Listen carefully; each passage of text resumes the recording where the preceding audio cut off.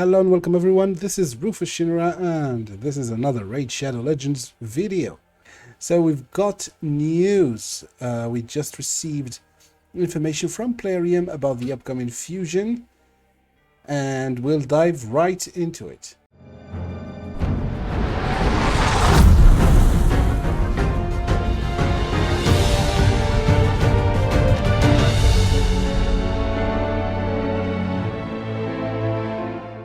So VLAD the NIGHTBORN Void Attack Legendary from the NIGHTBORN faction.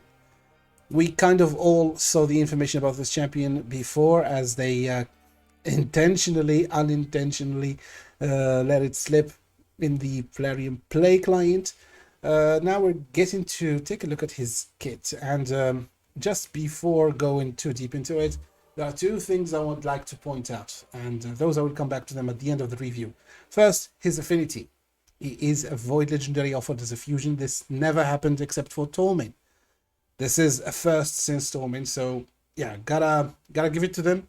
The possibility for pretty much anyone who has the resources to participate in this fusion to get a what looks to be a very good attack, a Void Legendary, is something positive that should be encouraged. Thank you. But now again, there might be a flip side to this, and we'll come back to it later.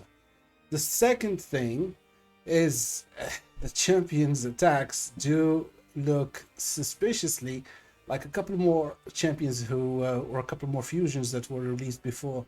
One is Astralon and the other one is Herdic. So both are pretty good damage dealers, but again have the dilemma between attack or damage in their build and accuracy.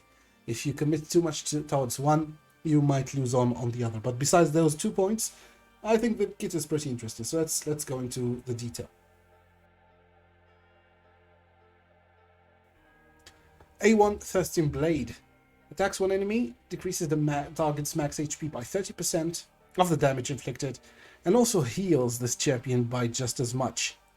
Very good, thematically well-arranged A1, in the sense that basically he's a vampire. He has to have built-in lifesteal, otherwise I don't know. So yeah, this is, at least this is covered. I don't know how this will interact with a lifesteal set. Will it stack? It probably will, making this champion well fit for solo farming, but we'll see. The decreased max HP is nice, but as seen in champions like in E3, if it's not coupled with really good multipliers like Ethos is, it will not dent the Scarab King's shield, so I wouldn't count too much on that one. But from the get-go, the first question that popped into my head is, yeah, how cool would this champion be with an overkill of lifesteal on top of it, or a fatal set? Anything that could give him additional HP. He would be pretty stupid. And I like that. A2, Exsanguinate. Attacks all enemies, has 75% chance of placing leech for 2 turns. Also has 75% chance of either sealing the turn meter if the enemy is from Banner Road, Sacred Order, or High Elves.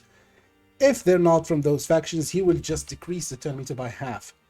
Very good group CC attack, very good, looks like a good nuke attack, plus the leech, which would be a bonus. Again, this is just giving him an abundance of ways of getting back his HP from the enemies while dishing damage.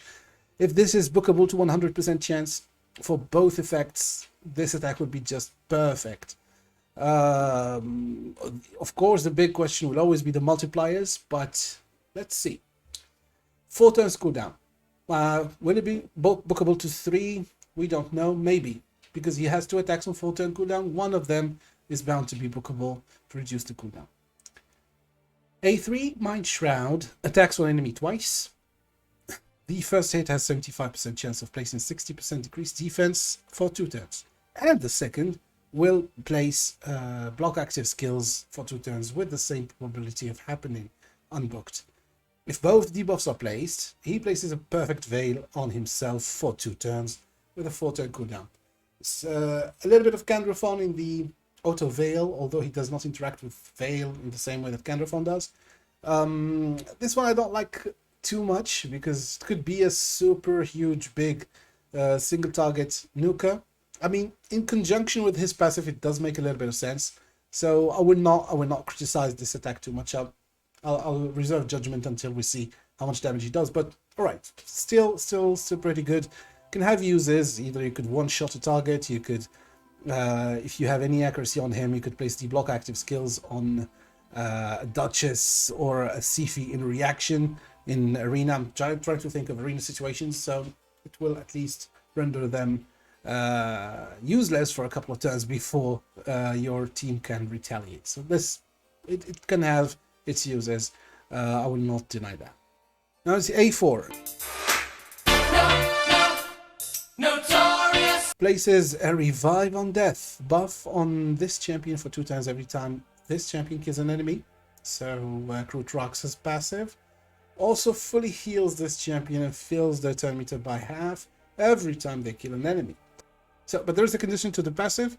He will only heal and fill this champion's turn meter when Constantine the Dayborn is on the same team. So, first of all, Constantine the Dayborn. What a cool name.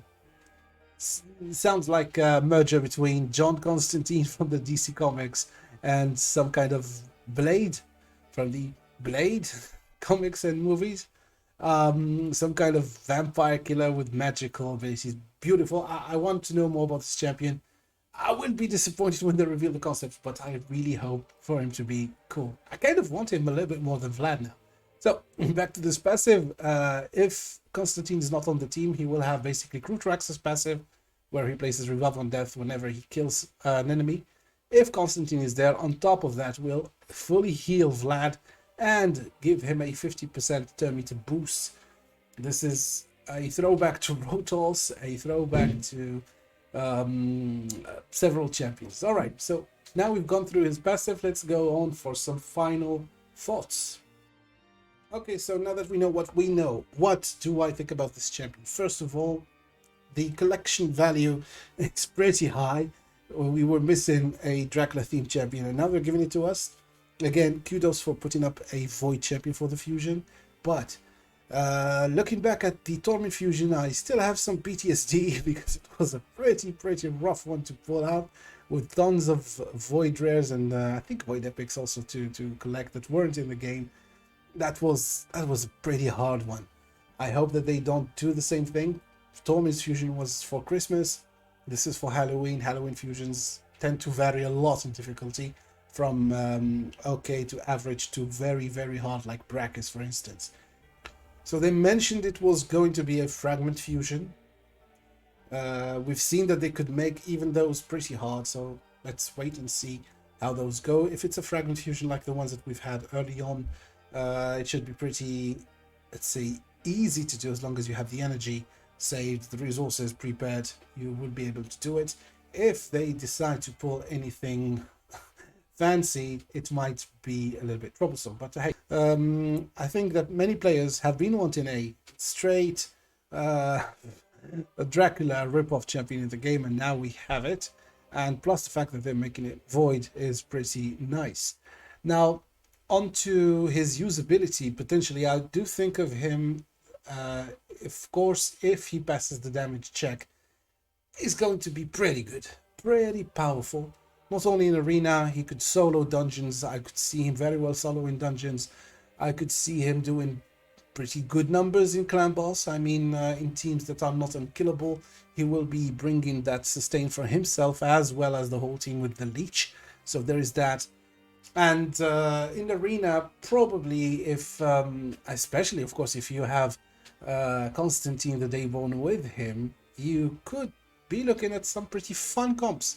Will he be truly meta? Again, if he's a good nuker, there is no reason not to use him. You would always be using, I think, a Tronda over him. You'd be using maybe a Leorius over him. But unless you have champions that are as good, for example, Candraphon, he still would be a good choice, especially with his Void affinity. You could use him in situations that Tronda, for example, would fall short. Again, but not saying that he's going to be immediately meta. I'm reserving judgment on that until we see what he hits like. Alright, so this was my quick take on VLAD. the Nightborn. Yeah, Vlad the Impaler, Dracula, whatever. Thank you very much for watching this video. I have been away a little bit, as I mentioned in one of my previous community posts, because I'm working on the house, guys. Doing some renovations. We're renovating the kitchen, parts of the habitation areas, etc. But more importantly for this channel, I'm building myself a dedicated space for recording. It will be nice little cozy office slash studio, so that will hopefully help me to a few things that I've been thinking about doing for a little bit and didn't have the possibility to do in my current setup. So yeah, hopefully that will turn out good. It shouldn't take too long. It won't stop me from uploading, but my uploads might be a little bit less frequent. All right, so with that said, thank you very much for following if you've been watching until this point. Let me know in the comment section if you are looking forward to this fusion and why. Is it for the collection factor? Do you genuinely think it could help you? Do you have a specific comp in mind? So I'll be reading all those comments, and I enjoy, of course, with the back and forth and discussion with you all. So yeah, that ends this video for today. Thank you very much, and I'll see you in the next one.